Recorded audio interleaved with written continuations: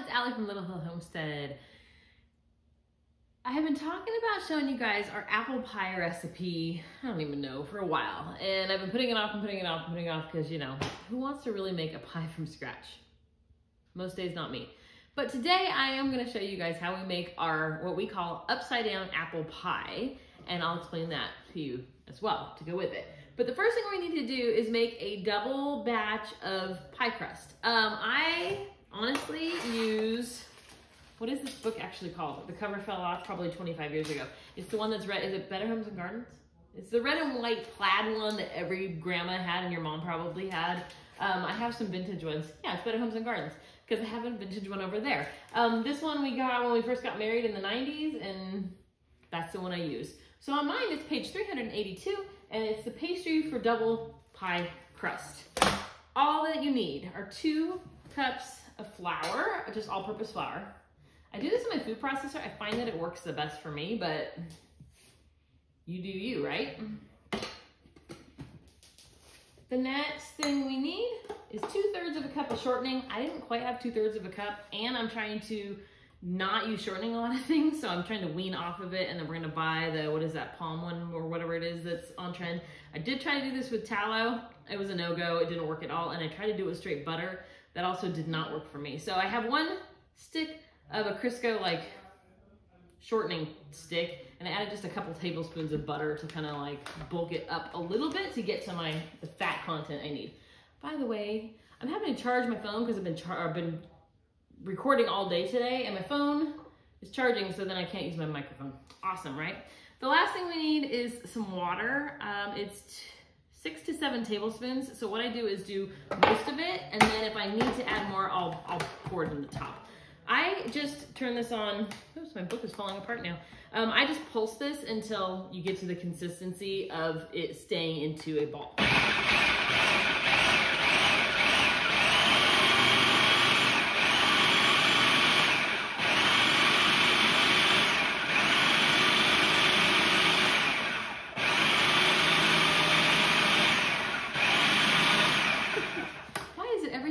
Record, it doesn't want to work. It's like guaranteed that, yeah, my Crisco is gonna stick in one clump and my butter is gonna get stuck under the blade. This is not my first rodeo, y'all. It's just, it likes me to seem that way, making me look like I don't know what I'm doing. Thanks, guys. All right, I broke it apart a little bit. Well, hopefully that'll work. Now I'm just gonna look to see, do I need more? Ooh, that went really wet. All right, it's definitely not pie crust. What the heck did it do? I'm gonna take a little bit of flour. I'm not gonna add more water, by the by. I'm gonna add a little bit more flour to try to get it to pull together. It did this to me last time too, and I don't know why all of a sudden. I think it's because, I don't know, because it likes to mess with me. I'm gonna just sprinkle a little bit of flour in there to try to pull it back together. I did read it. 2 cups of flour, 2/3 of a cup of shortening, and 6 to 7 tablespoons of cold water. That's what we did. It's just one of those days, you guys. It's because you're here. All right, that's more like what I'm looking for. It's definitely more of a dough at this point. Nope, still needs to touch more flour. Well, that's just fun. Did I measure wrong? Are those sticks a cup of butter? No, they're not. Oh my God, they are. They're a whole cup. That explains a whole lot. So apparently we're making a bigger batch than we anticipated. Goodness gracious, girlfriend. I thought they were half a cup just like butter, but they're not. Okay, that's a total my fault. So, oops, my bad. Welcome to real life on Little Hill Homestead. I mean, the good thing is now I've made a triple batch and I can save part of it in the freezer for another time so I don't have to look like an idiot. I'm gonna push this down a little bit into our flour mixture. It's kind of crumbly in the bottom of here. Be careful because that blade is still in there. But, my gosh, you guys. Who knew? You think I would look, but no. Anyways, keep going. Yeah, we'll be good. I'll just knead it. Get some stuff out of my way and get this unhooked. Y'all, how did I not realize that was a cup? My bad on that one. Huh. Just another day in life, right? So I'm just gonna take a little bit of flour and sprinkle it on my counter. I did clean my counter really well before I did this. And then I'm gonna get our dough onto the counter. Like I said, I'll just split this in 3 and then you can freeze it before you cook it. So I have it ready for another recipe. I do need to make a pumpkin pie, so it's fine. Unbelievable though, right? So it's a little bit crumbly. We're just gonna work it and knead it a little bit until it gets to the consistency we want. Oh gosh, you guys. Unbelievable. Okay, I'm gonna stop saying that. We all are human, right? We all make mistakes. Anyways, I'm just gonna try to get this to incorporate into like a more standard pie crust. You know what? At this point, just go buy a pie crust. That's what I should have done. They're not very expensive. So I probably should have done that. Oh well, it's fine. I'm gonna split this into 3 equal-ish pieces. I'll mess with them to make sure we get close so that I don't end up with like funky. This one's a little bit bigger, so. But like I was saying, I'll put one of them in the freezer and I'll use it for that pumpkin pie that I've been talking about. In my head, I haven't been talking to you guys about it. We did that pumpkin pie puree and I need to make a pie for why not? So I have my 2 balls. I'll put this one in the freezer, like I said. For now, I'll just stick it over there because I don't want to deal with it. Okay, so we have our pie crust. Now what do we need?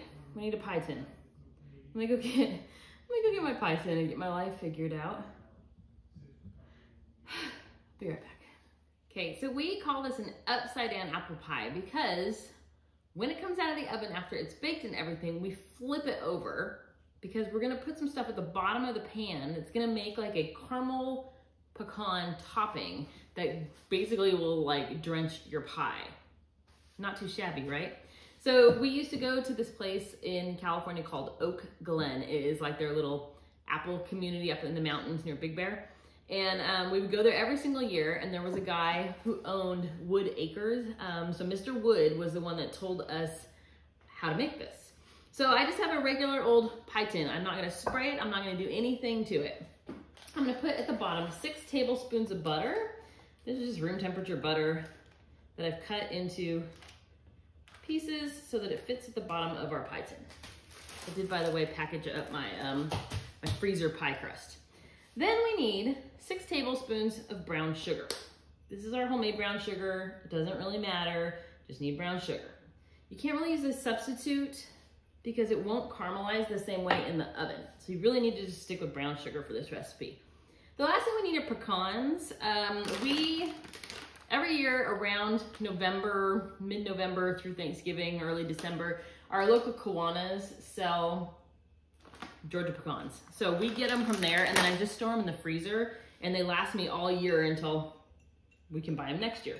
So we're putting 6 tablespoons of pecans. I did chop these up just a little bit. If you want to go slightly over, you can, especially if you accidentally chop just a little extra, you could just throw them in there, it's fine.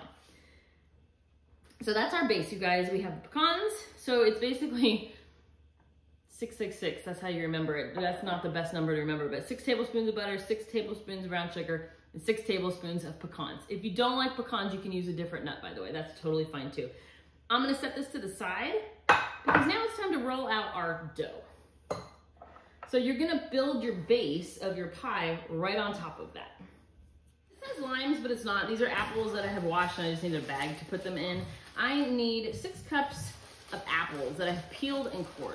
I have found that this works best for me. 1, because it's easy to use, and 2, because it peels them, it cores them, and it slices them thin. I have in the past used like an apple cutter, you know, like the ones you push down on, and they're too thick and it takes longer to cook, so you end up with crunchy apples. So I figured out this doodad works. I can link this below. It's just from Amazon.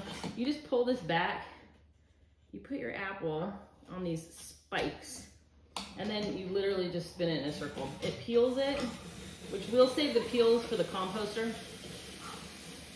And then when it comes out the other side, see the core stays, and you end up with sliced apple. I will break these apart so that you have like slices, but we want to end up with 6, you can basically just break them. You want to end up with 6 cups of sliced apples.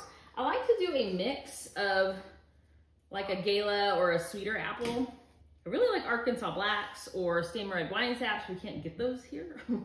So we do it with, these are Honey Crisp.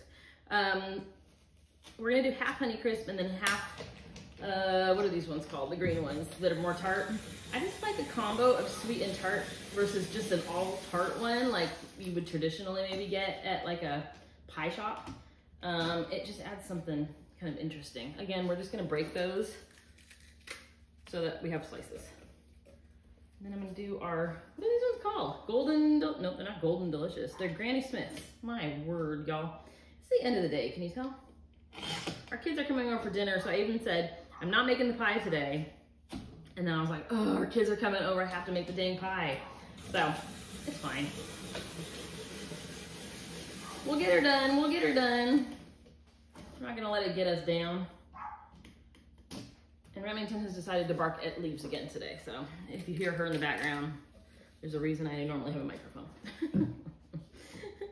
Anyways, I'm gonna do this until I have 6 cups of apples. But I love to show this little machine because I think it was like $20 or less actually on Amazon. But we use this for potatoes as well as apples. We tried it with the pears when we were bulk batching our pears. It didn't quite work because pears are so soft in the center. So it didn't work for that. But when we're making apple butters and stuff like that, this thing is awesome. Again, just break them in half. I think they only need like maybe one more, so I'm gonna do a sweet guy. All right, then I'm gonna come back in a second and I'll show you what we do with our apples once we have them sliced and ready. All right, we'll be right back.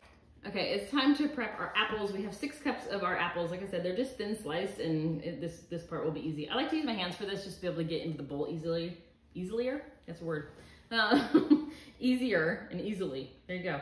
You need about a tablespoon of lemon juice. This is just one we got from Costco. It's like a Sicilian lemon. You don't have to use lemon juice. It just helps break it down a little bit. The next thing you need is a couple tablespoons of flour. That's going to thicken this over the apples. 3/4 of a cup of sugar. And then you gotta add some spices, right? It's apple pie. Otherwise, it's just, you know, not as fun.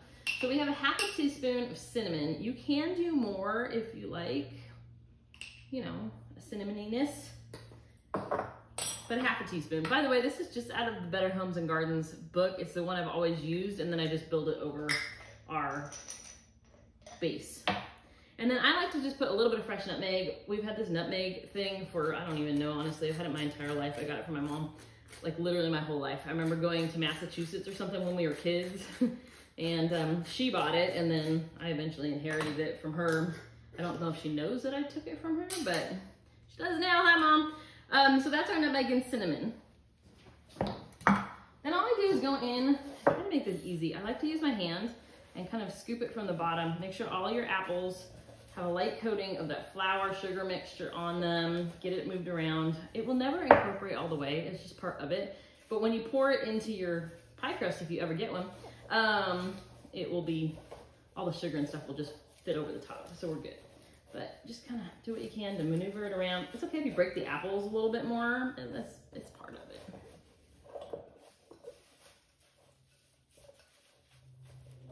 Maybe a slightly bigger bowl would have worked, but it's fine. So everything is now coated with our sugar mixture. It's time to try this crust again. We'll see. I'm gonna win. I'm gonna win the battle. Even if it means chucking that and starting over, I'm gonna win. Okay, let me get that pulled together. Let me clean up a little bit. Let me get that pulled together, and then I'll be right back.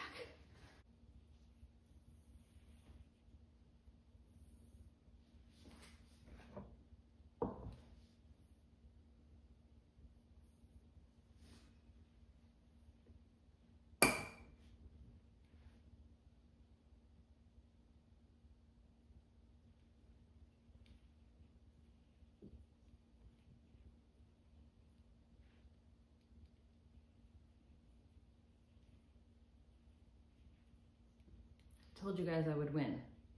Just remember, I told you guys I would win this thing, right? So all I did was end up adding actually some more water. I got it a little too dry. I realized that I had never added all the water when I originally made it, and I had doubled the recipe, so it was just too dry. Anyways, I just push it down so that it's like compressed against our pecan mixture that we have at the bottom. I kind of pinch it against the sides, and then hopefully when we make our top, we'll be okay. Once it's baked, nobody really cares, right? Like I said, you're flipping it upside down, so we're gonna be okay. I hope. Oh, Lord. Anyways, to that now we're gonna add our apple mixture. I'm hoping that my crust was big enough, but it's, you know, like I said, it's all good.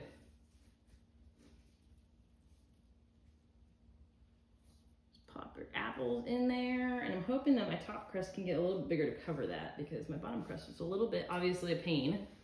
So I'm hoping the other one just agrees with me more. Anyways, our apples are now on top.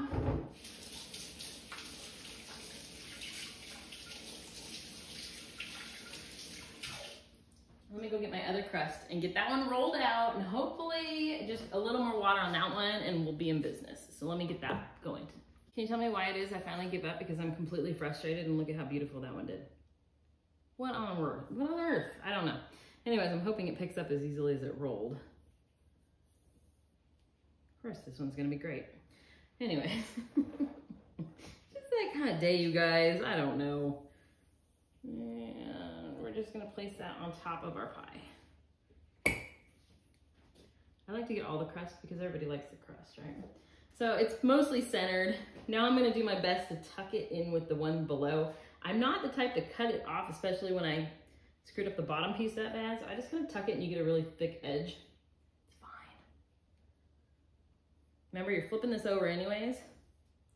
So we're gonna be okay. Just tuck that under there. If you feel like there's like way too much, you're going like, wow, that's not even gonna bake. It's like a whole pastry on its own. Just pull some of it off. I'm not a pro. Just remember, not a pro. All right. Keep tucking. Back to the beginning. I am going to use a little bit over here where my bottom crust was a little too small to kind of put a Band-Aid so that it doesn't ooze too much. I'm telling you, it's not pretty, but it's going to taste great. Again, I'm going to use some of these leftover pieces to kind of plug some holes. There's a reason I don't bake. Usually Shawn's the baker. I think I said that earlier. Because I get very flustered. I don't like to follow recipes, and I feel like with baking, especially with pie crust and stuff, you have to be so specific. And I try to be, I'm just not built that way. I'm a middle child, it shows. Okay, look, I have a pie. It's a miracle right there. I'm gonna put a couple vents on the top with just a knife. I don't have a knife right here. So guess what we're gonna use? The edge of our little, there you go. This has turned into, what do they say? An SH you know what show? Look at though, I have a pie.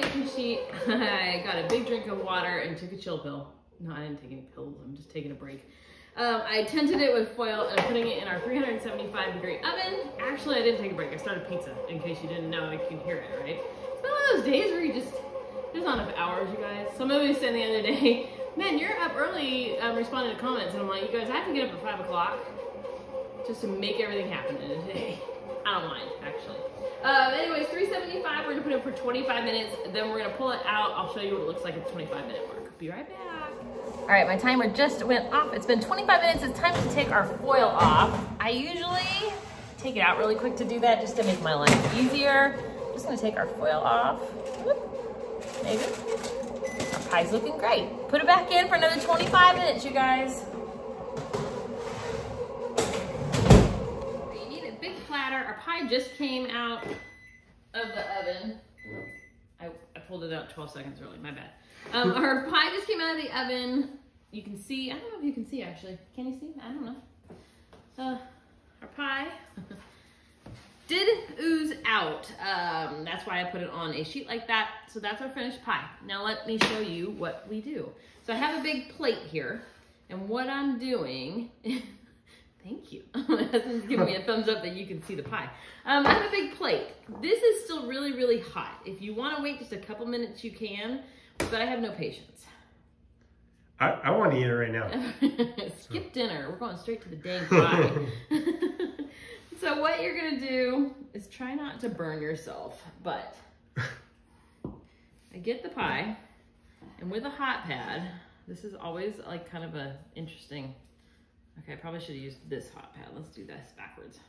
I only do this like once a year, y'all, so it's fine. You take your platter that weighs 4,000 pounds. Couldn't pick the light one. Nope, nope, nope. And you flip the whole thing over like that.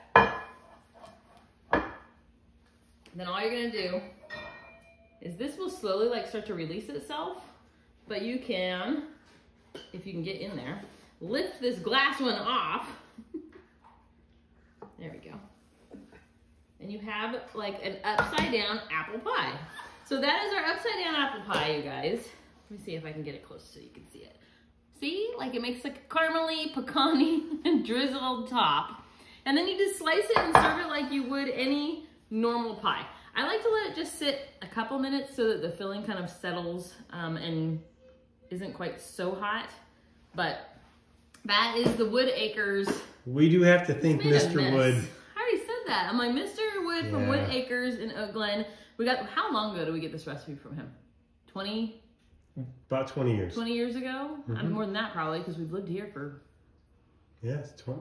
No, 20. PJ Let's call it 22. PJ was little, if even born, so... Yeah, 20-ish years. Okay. Could be a little more than 20 years. But we've been making this forever, and it turns out every time. I'm sorry that the video today was a little bit of a... You know, when things don't turn out, sometimes I get flustered, and I try to crop some of it out, but if you're like, what was she even talking about during this video? Everything that possibly could have gone wrong went wrong. Except the apple pie is going to make it all better. In the end, it's going to be great. We did make some homemade vanilla ice cream actually yesterday, so that it was nice and cold for today. So we're going to eat this tonight after we have dinner with our kids. So make one. Let me know if you try it and what you think. Appreciate you guys watching. Thanks so much. I don't know how to stop it.